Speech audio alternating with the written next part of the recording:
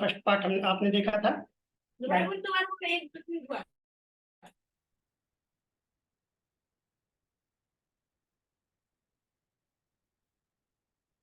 Dilution, है ना, इन pH.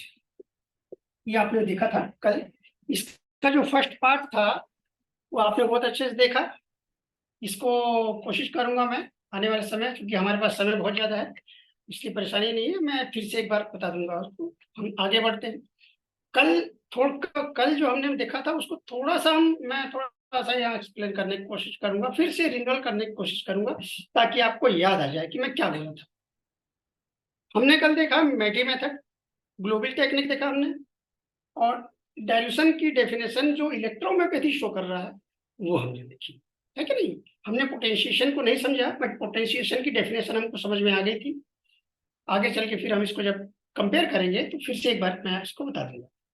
Dilution इन years, one global, है ना, डेसिमल 4 की या 3 की, चूंकि डॉक्टर मेटी साहब की ग्लोबल की बात चल रही है तो वो D4 है ना, D4 की वन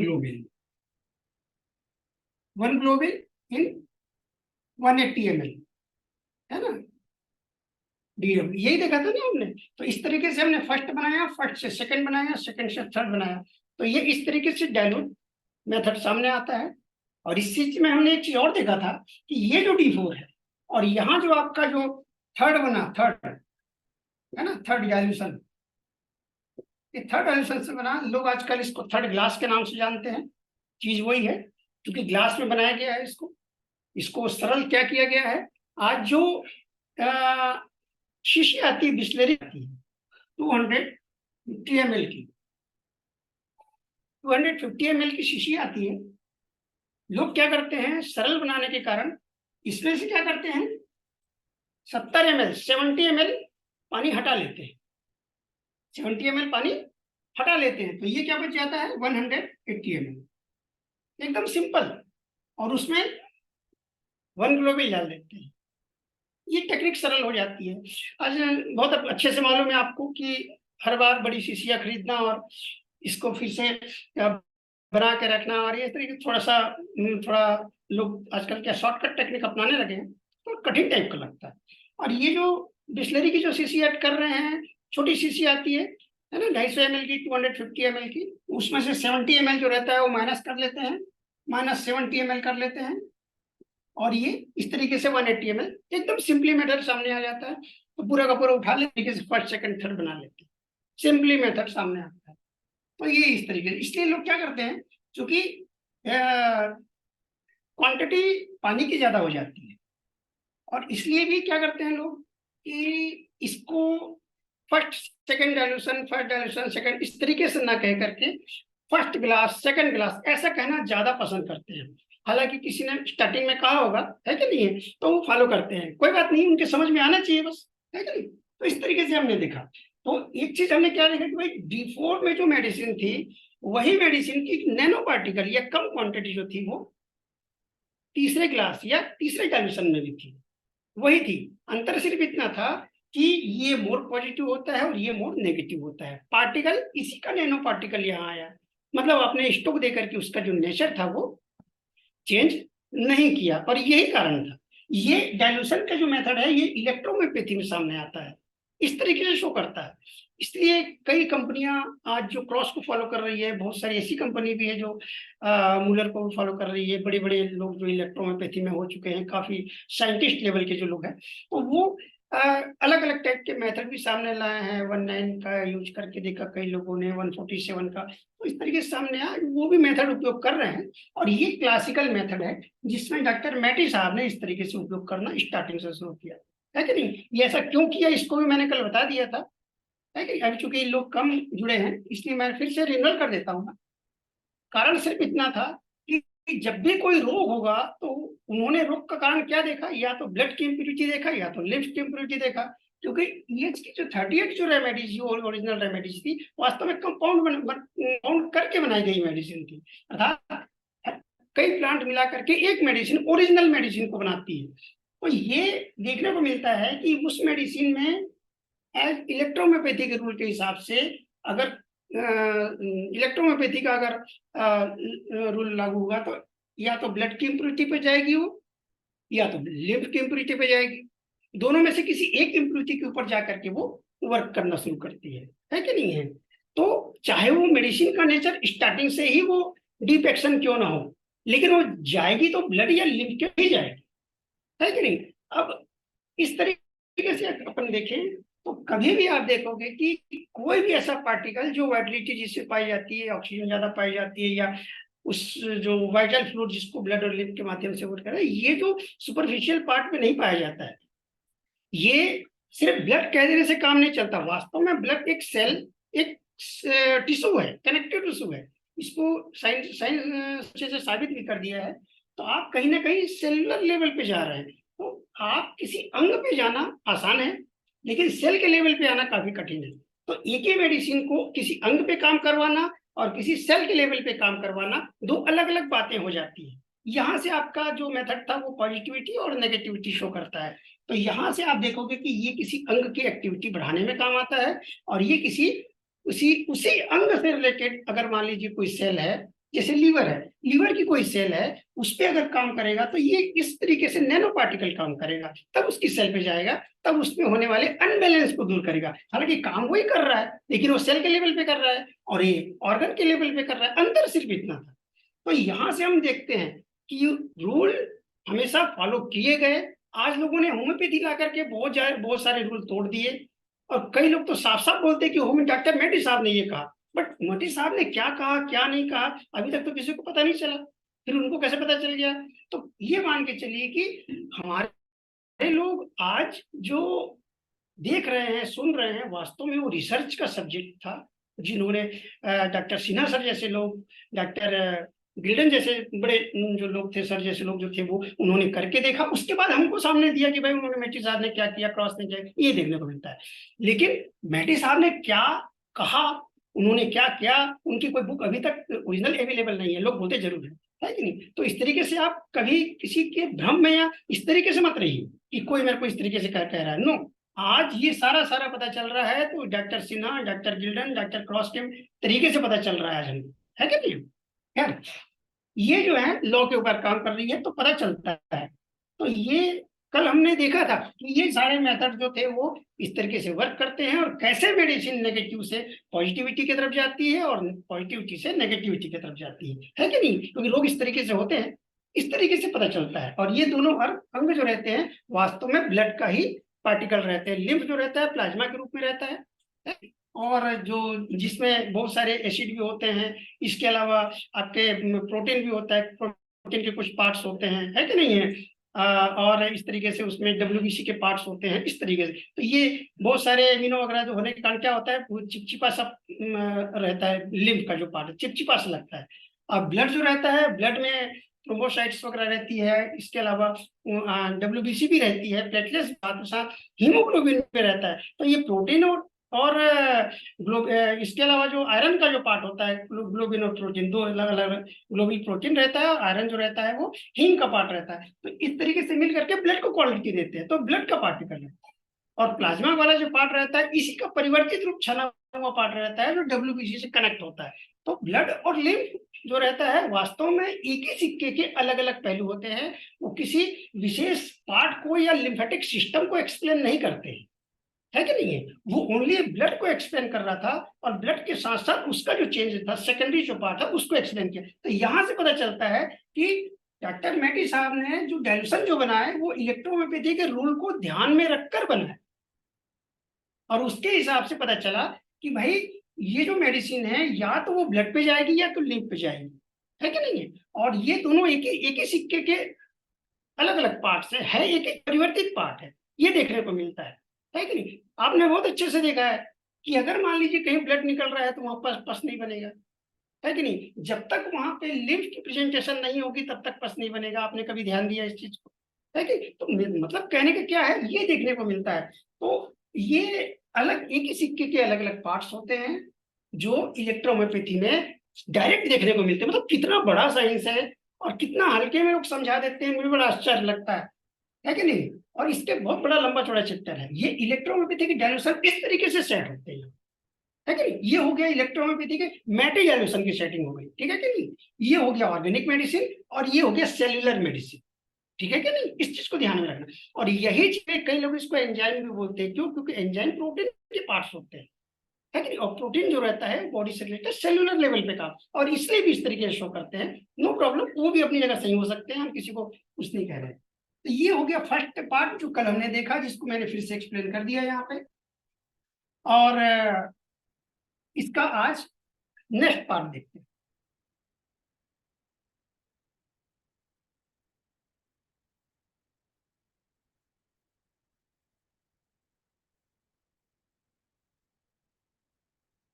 कल हमने डॉक्टर मेडी साहब को देखा था, आज हम डॉक्टर इनको देखते हैं, क्रॉस साहब को देखते हैं, जो कि काफी आप लोग जानते हैं बहुत अच्छे से, बहुत सारी मेडिसिन बन रही है। 19 का रेशियो, 149 का रेशियो सब जानते हैं। तो वन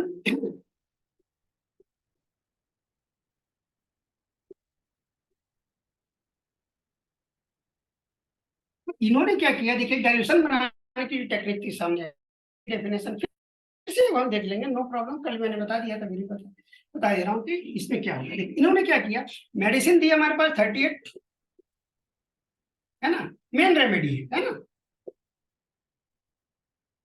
मेन रेमेडीज सामने है कि 38 मेन रेमेडीज है। इसके बाद ओरिजिनल नहीं बल्कि इन्हीं 38 को मिक्स करके बनाया गया। तो इन्होंने कहा कि भाई अगर डाइल्यूशन बनाए जाएंगे तो ओरिजिनल मेडिसिन के बनाए जाएंगे, कंपाउंड मेडिसिन ओनली कंपाउंड होके एनर्जी या इम्यूनिटी बूस्ट करेगी। ये इन्होंने एक रूल निकाला। तो साफ साफ बात है कि ऐसा होता है, जैसे कि L2 को आप देख ही रहे हैं, है कि नहीं है। तो ये सामने है। इसके डाइल्यूशन इन्होंने कैसे बनाया, सबसे पहले क्या किया, 1:9 का रेशियो फॉलो किया। 1:9 का रेशियो चूंकि मूलर के समय से चला आ रहा है कि नहीं है, और स्टार्टिंग लेवल से चला आ रहा है, तो इन्होंने यहां तक 1:9 के रेशियो से D4 तक तो आसानी से बन गया, मतलब 4 बार तोड़ने के बाद। अब इन्होंने क्या, D4 से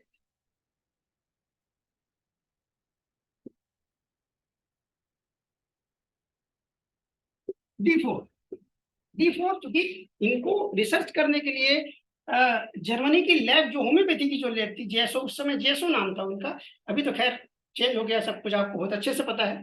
तो ये जेसो उस समय बहुत बड़ी कंपनी हुआ करती थी होम्योपैथी की, तो उसमें इनको जगह मिली। और इन्होंने क्या किया, ये जो डायल्यूशन इलेक्ट्रोहोम्योपैथी के रूल थे, वो मेटी साहब के हिसाब से तो काम करते करते काफी समय गुजर चुका था, रिजल्ट भी बहुत अच्छे लिए। तो इन्होंने क्या किया, कुछ रिसर्च किया। इन्होंने देखा कि डॉक्टर हैनीमैन साहब का एक बहुत शानदार रेशियो हुआ करता था अपने समय में, 1:49। ये एक टॉप का रेशियो, जिसको क्वांटम मेथड कहा जाता है। ये रेशियो क्वार्टरली जिसको कहा जाता है कि नहीं है।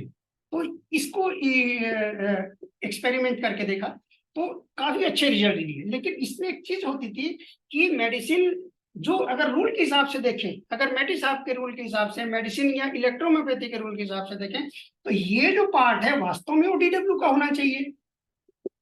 और DW का पार्ट अगर ओरिजिनल मेडिसिन के साथ अगर मिलेगा, क्योंकि ये clinical medicine, clinical original medicine है ना, क्लिनिकल ओरिजिनल D4 से शुरू होती है। तो उन्होंने ये क्या देखा कि अगर मान लीजिए मैं एक पार्ट यहाँ ले लूंगा, तो निश्चित रूप से आने वाले समय में, कुछ समय के बाद, हो सकता है कुछ दिनों के बाद, है ना, कुछ मंथ के बाद, निश्चित रूप से इसे फंगल लगने का डर रहेगा, है कि नहीं। क्यों? क्योंकि जो फर्मेंटेशन, जो कोवेशन जो हुई है, कोवेशन की एक कोवेशन का एक नेचर पाया जाता है। वो नेचर क्या होता है कि अगर मान लीजिए उसको प्लेन डिस्टिल वाटर में अगर मिला दिया जाता है, ऐसा कोई पार्ट जिसमें ऑक्सीजन बहुत ज्यादा, इसमें ऑक्सीजन मिली हुई रहती है, बिना ऑक्सीजन के ये पानी बनता ही नहीं है। तो ये कोविशन का पार्ट क्या करता है, इसी ऑक्सीजन के साथ मिल करके और उस व्हीकल के साथ मिल करके फिर से वो कंपाउंड हो जाता है। आपने देखा होगा कि उसमें आपने शीशी में कुछ उड़ता हुआ दिखाई देता है। कई लोग बोलते हैं कि सर उसमें फंगल लग गया, तो कोई कीड़ा घुस गया, इस तरीके की बात करते हैं। तो ये कोविशन का एक पार्ट था जिसको आप स्टॉक देने से भी घर जाता है, आपने देखा होगा बहुत अच्छे से। तो ये कोविशन का नेचर है, ये ठीक है, मेडिसिन का नेचर है। तो उन्होंने बहुत अच्छे से देखा कि अगर मान लीजिए मैं इस तरीके से इसको बना दूंगा, तो मेडिसिन आगे चल के फंगल होने की संभावना 100% होगी, है कि ये डिस्टिल वाटर है और ये मेडिसिन है। तो इन्होंने क्या किया, बहुत अच्छा टेक्निक अपनाया। एक 1 ml जो थी वो मेडिसिन ले लिया, प्लस डिस्टिल वाटर जो था 47 ml ले लिया, प्लस 2 ml जो था वो RS ले लिया। इस तरीके से 1:49 का रेशियो जो था वो फॉलो होने लगा, और मेडिसिन भी सुरक्षित हो गई, है कि नहीं? मेडिसिन भी सुरक्षित हो गई, कम से कम कई साल तक मान के चलो कि अब इसमें फंगल लगने का कोई खतरा भी नहीं होता था। लेकिन इसमें एक चीज सामने आती थी, क्योंकि RS मिल चुका होता था, और RS जो रहता है वो पानी का पार्ट नहीं होता है ना, पानी में का पार्ट नहीं होता है। अब जैसे RS मिलता है तो इसका पानी का जो नेचर होता है वो कूलिंग नेचर पाया जाता है, और बॉडी में आसानी से वो एब्जॉर्ब होने की क्षमता रखता है, बहुत जल्दी है पानी, क्योंकि पानी बॉडी समझती है, RS नहीं समझती है। तो ये क्या होता है कि निश्चित रूप से इसका कूलिंग नेचर, शांत नेचर, शमक या ठंडा जो नेचर होता है, और ये नेचर निश्चित रूप से 2 ml RS मिलने से हल्का सा हॉट हो जाता है कि नहीं? हॉट हो जाता है, और इसका जो कूलिंग जो नेचर होता है, एब्जॉर्ब जल्दी करने की कैपेसिटी वाला जो नेचर होता है, वो नेचर चेंज होकर के कुछ सुपरफिशियल पे वर्क करने लगता है, मतलब पानी गर्म होकर उसका नेचर ही चेंज हो जाता है, एग्रेसिव बन जाता है कि नहीं? तो इसके साथ जब मेडिसिन जुड़ेगी तो इस मेडिसिन में तो स्टार्टिंग में तो बिना RS के तो बनी नहीं होगी। सोचने वाली बात है, क्योंकि किसी भी प्लांट में RS के कुछ पार्ट होते हैं, सब जानते हैं आप, है कि नहीं? तो इसका कुछ परसेंट मान के चलिए, और ये 2 ml मिला करके 47 का जो पार्ट होता है, यहां से आप देखते हैं इसका नेचर चेंज होता है, और जब RS मिल जाता है तो प्लेन जो डाइल्यूट जो मेथड सामने आता है वो पूरी तरीके से फॉलो नहीं हो पाता है। तो ऐसे समय में ये 1 ml मेडिसिन इस 49 ml में डायरेक्टली वो मिक्सअप नहीं हो पाती है कि नहीं? उसके एटम्स मिल नहीं पाते हैं। ऐसे समय में क्या होता है, जब आप स्टोक देना शुरू करते हैं उसको,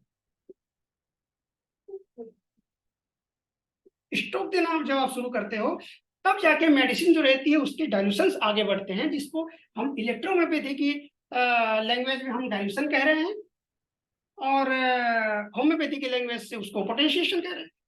सब जानते हैं इस चीज को। तो ये दोनों में अंतर है, लेकिन इस तरीके से आप तक नेचर और मेथड में और इसमें बहुत ज्यादा अंतर ये देखने को मिलता है। इन का जो पावर जो होता है, पावर जो होता है वो क्रमशः वन बाय वन करके बढ़ता जाता है, बढ़ते जाता है, इस तरीके से, फिर वो रिवर्स नहीं आता है। लेकिन इसमें क्या रहता है, आपने वन ग्लोब को जिस तरीके से मिलाया था, वो हाई पार्टिकल और नैनो पार्टिकल दो नेचर शो करती है, जो कि किसी एक का पार्ट हो सकता है, D4 का पार्ट, इसके अलावा वही D4 का पार्ट नेगेटिव नैनो पार्टिकल, वो D6 कहते हैं। इस तरीके से मान के चलते हैं तो आसानी से समझ में आने लगता है। लेकिन यहां से जैसे स्टोक देते हैं, जब ये फर्स्ट बन जाता है, ये फर्स्ट बन गया,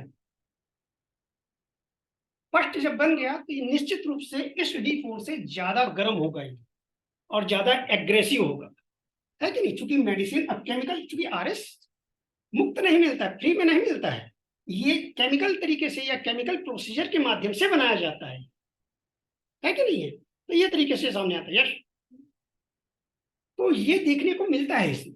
इसलिए इस मेडिसिन का आगे चल के जो मूल जो नेचर होता है, मूल नेचर क्या होता है? Remedy plant based. तो प्लांट का जो कुछ ऐसे पार्ट भी होते हैं जो पूरी तरीके से चलते नहीं है, या उसका जो कुछ अलग हट के जो नेचर होता है, एग्रेसिव जो नेचर है, वो सामने आने लगता है, और आगे चल के वो प्लांट का नेचर बदलते जाता है, और जो मेन रूप से हट करके कुछ और होता है। और इसीलिए भी इसके आगे चल के एग्रावेशन देखने को मिलते हैं, है कि नहीं?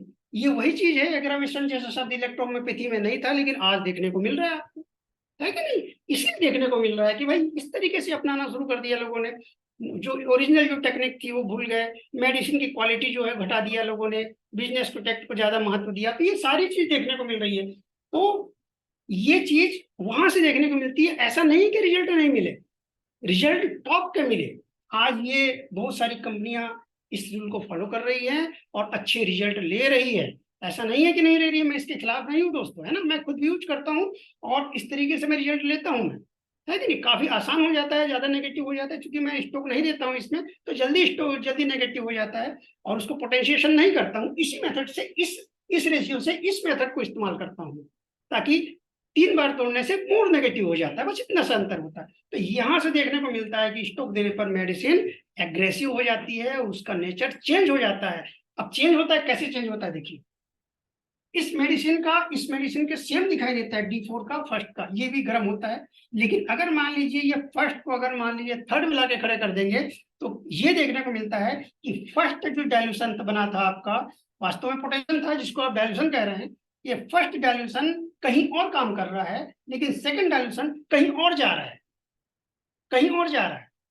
इसका मतलब ये है कि अपना रूट ही चेंज कर देता है, ये देखने को मिलता है दोस्तों। ये इसलिए कहा जाता है कि कंफ्यूजन यहां से शुरू होते हैं और बहुत सारे कंफ्यूजन सामने आने लगते हैं कि भाई मैं कौन सी डाइल्यूशन से मेडिसिन दूं, कैसे दूं, कितनी ड्रॉप दूं, यहां से शुरू होता है। क्योंकि हर एक डाइल्यूशन में पर्टिकुलर कुछ इंडिकेशन सामने आते हैं, मेडिसिनल प्रॉपर्टी सामने नहीं आती है, इंडिकेशन सामने आते हैं।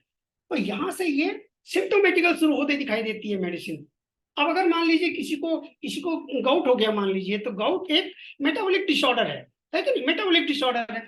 आप कैसे डिसाइड करेंगे कि फर्स्ट देना है कि सेकंड देना है कि थर्ड देना है, बताइए कैसे डिसाइड करेंगे, है कि नहीं है? आप सबसे पहले अंग में क्या हो रहा है समझेंगे, मेटाबॉलिक क्या वाकई गड़बड़ है समझेंगे, क्या उसको कुछ उल्टा पुल्टा या वात से रिलेटेड कुछ खाना पीना ज्यादा होता है उस बॉडी को, ये भी समझेंगे। सारी हिस्ट्री लेने के बाद फिर आप ट्रीटमेंट करेंगे। लेकिन यहाँ पे आके अटक जाएंगे।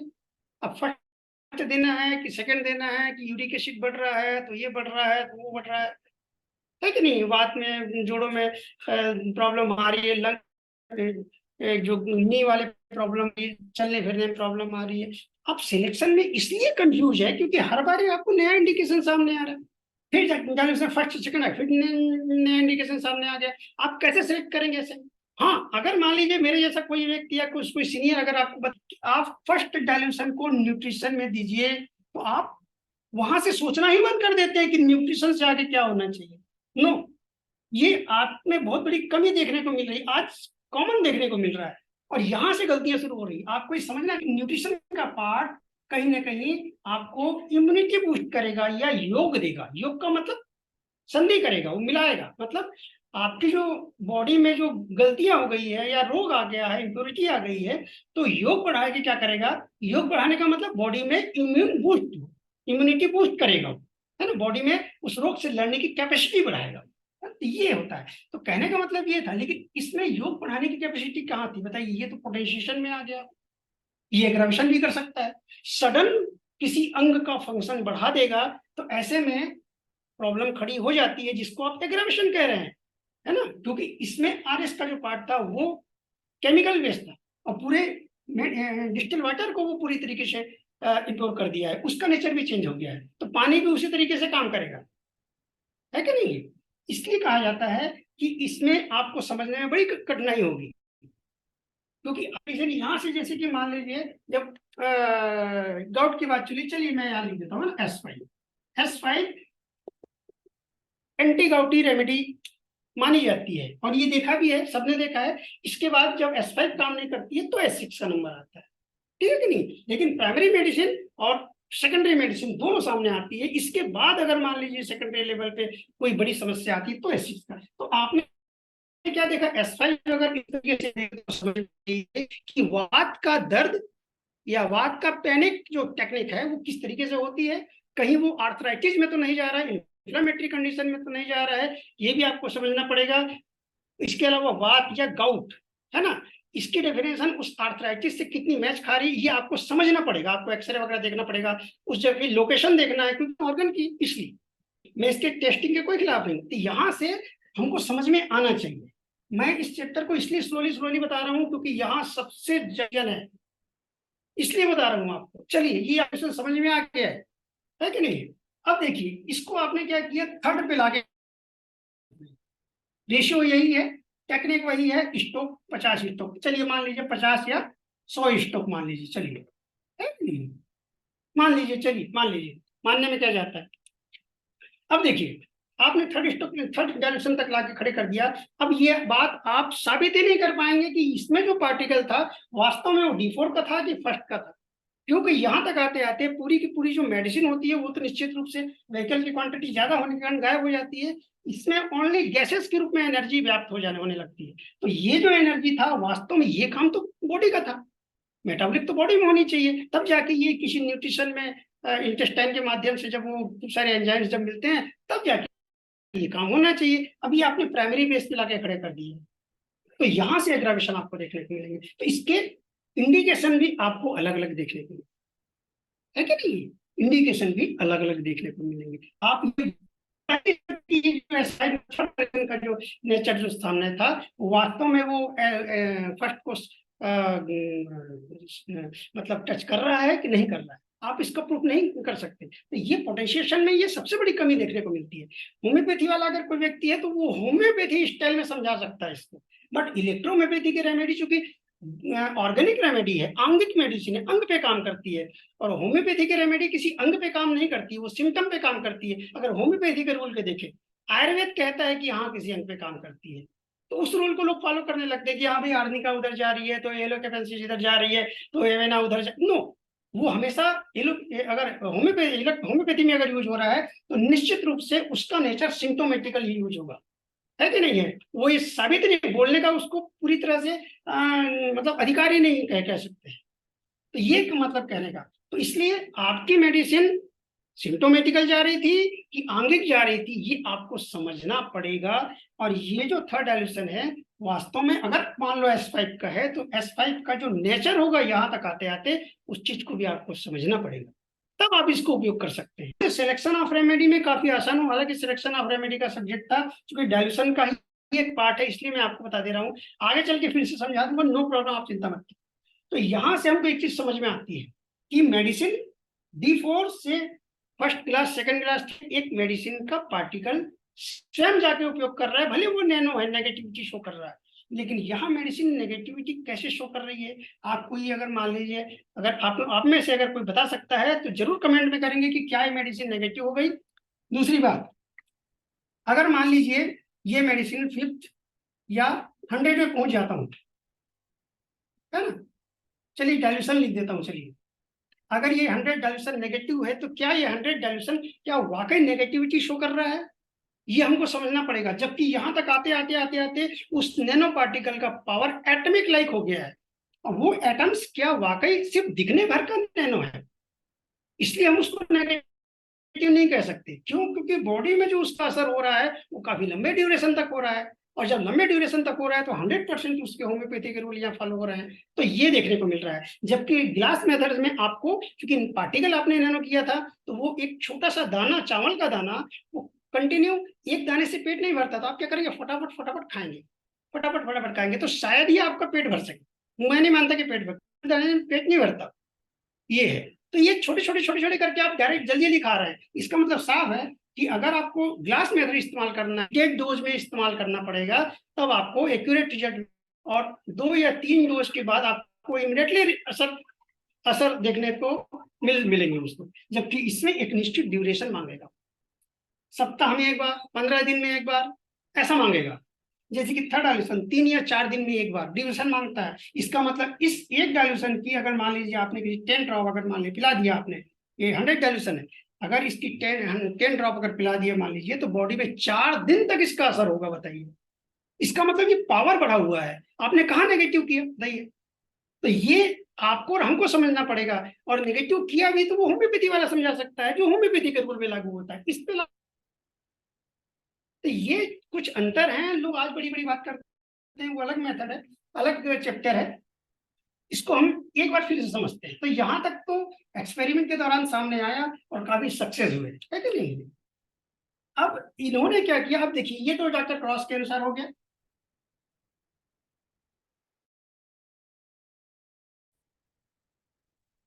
डॉक्टर सिन्हा सर के हिसाब से देखिए बहुत अच्छा टेक्निक था, इन्होंने बहुत अच्छा दिमाग, इन्होंने क्या किया, ये जो डॉक्टर सिन्हा साहब जब स्टडी किया करते थे वो वहां से लेके आए थे, है कि नहीं, इस तरीके लेके आए, स्टोक वगैरह सब उन्होंने देखा। तो इन्होंने क्या किया कि मेडिसिन जब बना करती थी तो वो प्लेन एसेंस के रूप में नहीं आया करती थी। डॉक्टर सिन्हा के समय जो मेडिसिन मिला करती थी वो जर्मनी से आया करती थी। तो जर्मनी की मेडिसिन चूंकि होम्योपैथी फार्मास्यूटिकल में जेएसओ में बना करती थी, तो वो मेडिसिन होम्योपैथी, हालांकि वो इलेक्ट्रोहोम्योपैथी के रूल के हिसाब से बना करती थी, है कि नहीं, लेकिन वो आरएस बेस्ड बना करती थी। आरएस उसको चूंकि कंपनी बना रही है तो उनकी व्यवस्था हो जाती है उसको सेफ रखने के इस तरीके से। और आरएस बेस चूंकि जर्मनी की मेडिसिन, जर्मनी में बनी मेडिसिन और इंडिया दो अलग अलग कंट्री है, वहां से अगर इंपोर्ट करेगा और आरएस की मेडिसिन है तो वो कैसे बिलीव करेगा आरएस ऐसा आएगा नहीं, क्योंकि आरएस जो रहता है वो नेक्रोटिक होता है। मतलब क्या गजब का उन्होंने सेटिंग किया था, सोचिए। वो बहुत अच्छे से जानते थे कि नेक्रोटिक नहीं आ सकता यहाँ पे, क्योंकि उसके लिए लाइसेंस की आवश्यकता पड़ती है, क्योंकि रेक्टिफाइड स्पिरिट है, अल्कोहल।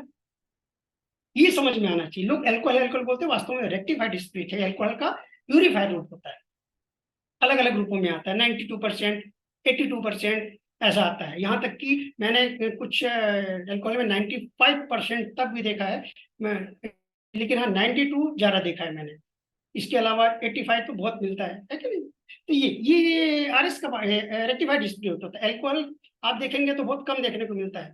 तो ये अलग अलग पार्ट देखने को मिलता है।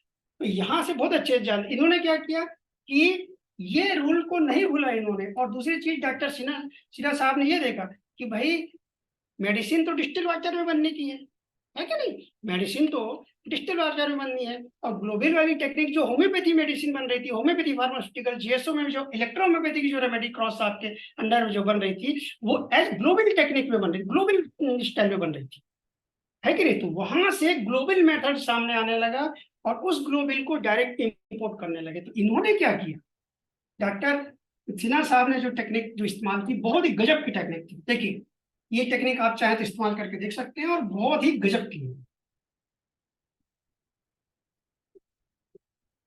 देखिए ग्लोबल है ना, D4 की क्या थी, ये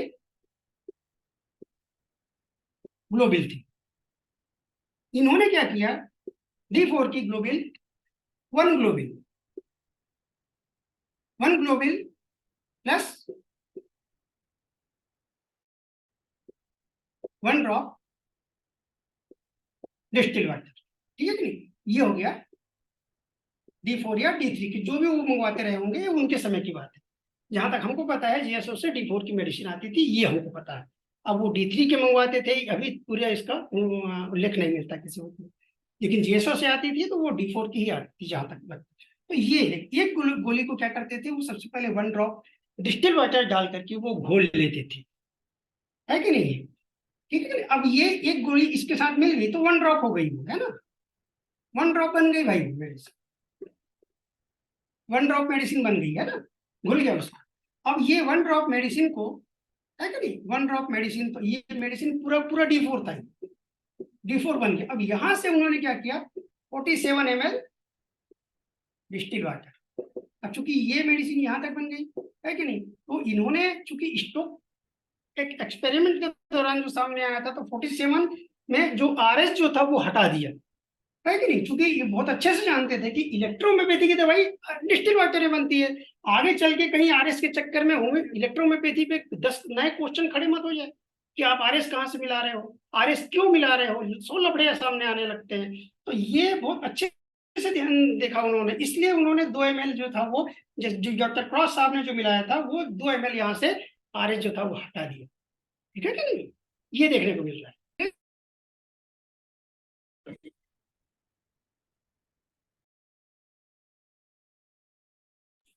तो ये देखने को मिलता है कि यहाँ से 147 का जो 2 ml आरएस जो था वहां से हट गया, और ये डॉक्टर सिन्हा साहब ने यहाँ से शुरू किया। लोग आज इसको तोड़ मरोड़ करके पोटेंशिएशन बना रहे हैं दोस्तों, मैं बता रहा हूँ इस तरीके से यहाँ को गलत मैसेज मिल रहा है। ये वास्तव में पोटेंशिएशन नहीं था, ये वास्तव में 149 का चेंज रूप है, जो आगे चल के, क्योंकि आप मैंने जो बताया 149 एक होम्योपैथी का मेथड है। आज नहीं तो कल होम्योपैथी वाले इस पर ऑब्जेक्शन उठा सकते हैं, ये आप भी बहुत अच्छे से जानते हैं। और आने वाली पीढ़ी क्या, होम्योपैथी वाले खुद इस चीज के तलाश में रहते हैं कि कब ये हमारे घेरे में आए और कब हम इनको नीचे करें। तो आप और हम मिलकर के उनको मौका दे रहे हैं, आरएस मिला करके, स्टोक मार करके, इस तरीके से। तो ये मौका बहुत अच्छे से जानते थे सिन्हा साहब, साइंटिस्ट लेवल के व्यक्ति थे, बहुत सारी मेडिसिन भी उन्होंने बनाई, हालांकि कंपाउंड बनाई, लेकिन काफी उनका नाम लेने से गर्व महसूस होता है। तो ये उस लेवल के व्यक्ति थे, तो बहुत अच्छे से। तो कहने का मतलब ये है कि नहीं है, ये देखने को मिलता है कि नहीं? ये उस लेवल का व्यक्ति था डॉक्टर सिन्हा, वो बहुत ग्रेट व्यक्ति थे, सल्यूट करने का मन करता है उनको। यहां से उन्होंने 1 ड्रॉप को, क्योंकि मेडिकेटेड हो गया था यहाँ से 1 ग्लोबिन मिलाने के बाद डायल्यूट करके फिर 47 मिलाकर उन्होंने क्या किया 48 या 50 स्टोक दिया है। इन दोनों में से कोई एक स्टोक उनके हिसाब से सही था, क्योंकि 58 पे ज्यादा 48 पे ज्यादा बिलीव करते थे वो, 50 भी कॉमन था ये। तो इस तरीके से उन्होंने फर्स्ट डायल्यूशन बनाया, फर्स्ट डायल्यूशन बनाया स्टोक के साथ, स्टोक के साथ बनाया, रिजल्ट सेम मिले। चूंकि कहने भर की बात है कि भाई इस तरीके से बनाया, इस तरीके से बनाया, लेकिन आज क्या है कि ये मेथड कहीं ना कहीं आपको देखने को मिलेगा, आज उपयोग कर रहे हैं। 147 का रेशियो आज सब जानते हैं, आप भी जानते हैं और हम भी जानते हैं। ऐसा नहीं करें जानते, वो कंपनी वाला भी जानता है जो इसकी मेडिसिन बना रहा है और आज कहीं ना कहीं उपयोग कर रहा है कि? और इन्होंने एक चीज साफ साफ बताई अपनी पुस्तकों में, डॉक्टर गिल्डन साहब ने भी एक चीज साफ साफ बताई, क्योंकि वो चीज क्या थी, वो चीज ये थी कि अगर मान लीजिए इन इलेक्ट्रोहोम्योपैथी के रेमेडी से अगर डायल्यूशन आपको बनाना है तो निश्चित रूप से 1 बाय 1 मेथड ही इस्तेमाल करना पड़ेगा। जब पोटेंसी इलेक्ट्रोहोम्योपैथी में नहीं होती है, ये बताया उन्होंने। डॉक्टर सिन्हा साहब ने भी वही चीज शो किया, गिल्डन साहब ने भी वही चीज शो किया, क्रॉस ने भी वही चीज बताया। आज मॉडर्न जो फार्मेसी वाले भी वही चीज बताते हैं। लेकिन आप क्या देख रहे हैं कि अगर 10 डायल्यूशन से 20 की 20 डायल्यूशन मिलते ही नहीं है, वो डायरेक्ट 30 मिलते हैं, आजकल 100 मिलते हैं। तो ये पोटेंशिएशन जब पोटेंसी होती है ना, वो इस्तेमाल कर एक माले का दूसरे माले पे पहुंच जाते हैं, दूसरे माले का तीसरे माले पे पहुंच जाते हैं, बीच का खा गए। तो यहाँ से नाम देना अलग चीज होती है, उसका नेचर अलग होता है। तो ये देखने को मिल रहा है दोस्तों कि इस तरीके से डायल्यूशन बने और इस्तेमाल होना शुरू हुए और मस्त रिजल्ट मिला। तब उन्होंने ये लिखा कि भाई फर्स्ट डायल्यूशन जो था वो पॉजिटिव था, सेम एज ए मैथ्री साहब ने जो किया था कि पहला गिलास जो था पॉजिटिव था, है नहीं, और सेकंड डायल्यूशन जो था वो न्यूट्रल था, और थर्ड जो था वो यहां तक आते हैं। चूंकि पानी में मिलाया उन्होंने, पोटेंशिएशन तो होता नहीं है, चाहे आप 100 स्टोक दीजिए चाहे 1000 स्टोक दीजिए। एक्सपेरिमेंट के दौरान सामने आया था, रिजल्ट मिलने लगे, फॉलो कर लिया उन्होंने इस तरीके से। ये डायल्यूशन है कि नहीं, ये जो बनाई है नेगेटिव कहानी इस तरीके से। तो कहने का मतलब क्या है कि कहीं ना कहीं आपको ये सिमिलरिटी देखने को मिलेगी। रेशियो आपको यहाँ चीज शो करता है कि कहीं ना कहीं किसी न किसी चीज का परिवर्तित रूप है, ये देखने को जरूर मिलता है। तो आप लोग ज्यादा कंफ्यूज होते हैं किसमें, डायल्यूशन। यस, तो ये देखने को मिलता है दोस्तों। तो मेरे कहने का मतलब ये है कि आप इसमें कंफ्यूज मत होइए। देखिए, इतना डिटेल में समझाने का मतलब सिर्फ इतना है कि आज लोग सबसे ज्यादा यहाँ कौन सा दूं, फर्स्ट दूं, सेकंड दूं, थर्ड दूं, क्या दूं, कितने पानी में मिलाऊं, कौन सी रेमेडी मिलाऊं, किसने कहा है ना, कौन सा बेस मेडिसिन है, ये ग्लोबिल में है कि पानी में है कि आरएस में है कि किस में है, ये देखने को मिल रहा है। ये 100 लफड़े पैदा हो रहे हैं, और ये पैदा कहाँ से हो रहे हैं, क्योंकि आप पढ़ाई नहीं कर रहे। जिस दिन आप अपनी बुक्स को फ्रेंड बनाना शुरू कर देंगे, ऐसे इस तरीके से कंफ्यूज होना बंद हो जाएंगे भाई, सीधी सी बात सामने आती है। और जो भी कह रहा है कि भाई इस तरीके से आज डॉक्टर मेडी साहब ने ये कहा तो पोटेंशिएशन में ये नो, पोटेंशिएशन की डेफिनेशन इलेक्ट्रोहोम्योपैथी में है ही नहीं। जो भी पोटेंशिएशन की डेफिनेशन होम्योपैथी में मिलती है, ओनली फॉर होम्योपैथी। डायल्यूशन की डेफिनेशन आपको इलेक्ट्रोहोम्योपैथी में मिलेगी, और इसकी टेक्निक्स भी मिलेगी, जो मैंने टेक्निक्स भी बता दिया आप लोग को। और डायल्यूशन की डेफिनेशन वही होती है कि किसी भी मेडिसिनल पार्ट को हाई मॉलिक्यूल्स से नैनो मॉलिक्यूल्स तक लेके जाने की जो टेक्निक होती है, निश्चित रेशियो फॉलो करते हुए, निश्चित रेशियो फॉलो करते हुए उस पार्टिकल को नैनो बनाने की जो टेक्निक होती है, वो डायल्यूशन कहलाती है कि नहीं, जो डायल्यूट मेथड के रूप में सामने आती है। ये इसकी रियल टेक्निक है जो इलेक्ट्रोहोम्योपैथी में डॉक्टर मेटी साहब से चला रहा है। मतलब कितनी बड़ी बात है। तो यहाँ से डॉक्टर सिन्हा साहब, I mean doctor Mattei sir, doctor Cross sir, और ये डॉक्टर सिन्हा सर, ये इंडिया में इलेक्ट्रोहोम्योपैथी की एंट्री तक देखने को मिलता है। तो यहाँ तक मैटर था। डॉक्टर फादर मुल्लर साहब जो यूज करते थे 1:9 यूज किया करते थे, जो मोस्ट कॉमन है, आप बहुत अच्छे से जानते हैं, ठीक है क्या नहीं है, इस तरीके से। इसलिए मैंने उसको सुने किया। वास्तव में 1:9 का रेशियो वहीं से, मतलब उन्होंने ज्यादा उपयोग किया, उन्होंने 147 वगैरह उस पर ध्यान नहीं दिया, उन्होंने ओनली एक मेथड लेके चला। तो ये कहने का मतलब है है कि नहीं। और बहुत सारी बातें जो सामने आएंगी। और डाइल्यूशन प्रिपरेशन में इसका एक तीसरा पार्ट हम कल लेके चलेंगे, डाइल्यूशन प्रिपरेशन, है कि नहीं है। डाइल्यूशन प्रिपरेशन मतलब कैसे बनाएं उसको, कैसे बनाने का, हालांकि आप लोग को समझ में आ गया है। अगर मान लीजिए ग्रुप में आप लोग बोलेंगे कि इसको शो करना है तो ठीक है, नहीं तो हालांकि उसकी जरूरत नहीं पड़ेगी, फिर कभी देखेंगे। तो ये यहाँ से पता चलता है दोस्तों, ठीक है कि नहीं। मैंने रेशियो बता दिया, आप बनाइएगा घर में और बना के मुझे दिखाइएगा कि कैसे बना, और उसका जो यूज करके देखिएगा। उसके बाद बताइएगा कि रिजल्ट मिला, नहीं मिला, कितना मिला, ये सारा बताना सीखेंगे तब तो भाई सामने आएगा कुछ। तो ये रेशियो, अलग अलग रेशियो सामने आए, और ये बहुत सारे रेशियो हैं जो मैंने आपको बता दिया है कि नहीं है। और अगर मान लो आप लोग डिमांड करेंगे तो नो प्रॉब्लम, फिर से लेके चलेंगे, ओके, नो प्रॉब्लम, ओके। तो आज की क्लास हम यही समाप्त करते हैं। और अगर मान लीजिए इसमें अगर कुछ चीज कंफ्यूजन लगती है या कुछ चीज समझ में नहीं आएगी, तो सबसे पहले अपनी बुक खोल के देखिए, डायरेक्ट मुझसे मत पूछिए, सबसे पहले बुक खोल के देखिए। आपके पास जो भी बुक है, आपने इतने साल पढ़ाई इस तरीके से नहीं की है कि नहीं, आप अपने प्रैक्टिस के लिए पढ़ाई की है, सिर्फ टाइम पास करने के लिए नहीं, प्रैक्टिस करने के लिए पढ़ाई की है आप। तो उस प्रैक्टिस को सामने रख के स्टडी कीजिए और देखिए कि क्या सही था, क्या गलत था, कहाँ गलत हुई, क्या क्या हुआ। उसके बाद फिर बताइए कि नहीं ये मेरे से कंफ्यूजन लग रहा है, उसके बाद बताइए मेरे से, मैं आपको जवाब दे दूंगा, जो मुझे आता है मैं आपको बता सकता हूँ, ओके। तो दोस्तों कंफ्यूज होने की कोई बात नहीं है। आज की क्लास हम ये समाप्त करते हैं। डाइल्यूशन प्रिपरेशन में ये एक बहुत बड़ा सब्जेक्ट था, और ये क्योंकि एक दिन में अगर मान लीजिए समझ में आ जाता तो शायद इतनी मेहनत करने की जरूरत नहीं पड़ती। आने वाले समय में फिर आप लोग अगर डिमांड करेंगे तो फिर अपन देखेंगे, ठीक है ना, हमारे पास पर्याप्त समय है। और आप लोग मुझे लगता है स्टडी वगैरह कर रहे होंगे, है कि नहीं। और प्रैक्टिस के साथ साथ पुस्तकों को अपने दोस्त बनाना सीखिए, है कि आखिरी सहारा वही होती है। और इस तरीके से आप लोग आगे बढ़िए। और मेडिसिन अगर मान लीजिए किसी को समझ में नहीं आएगी या नहीं आ रही है अभी, क्योंकि मेडिसिन हमने शुरू नहीं किया है, कई बार सिलेक्शन करते समय, डाइल्यूशन सिलेक्शन करते समय थोड़ी परेशानी आती है, तो आप बिल्कुल पूछ सकते हैं, है कि नहीं, पूछ सकते हैं, ठीक है दोस्तों। तो आज की क्लास हम ये समाप्त करते हैं। और मुझे उम्मीद है कि ये डाइल्यूशन का जो मैथ लेक्चर जो था वो कल का और आज का आप लोग को शायद समझ में आया होगा। और समझ में नहीं आएगा नो प्रॉब्लम, आप ग्रुप में क्वेश्चन कर सकते हैं, ओके दोस्तों, चलें फिर, ओके।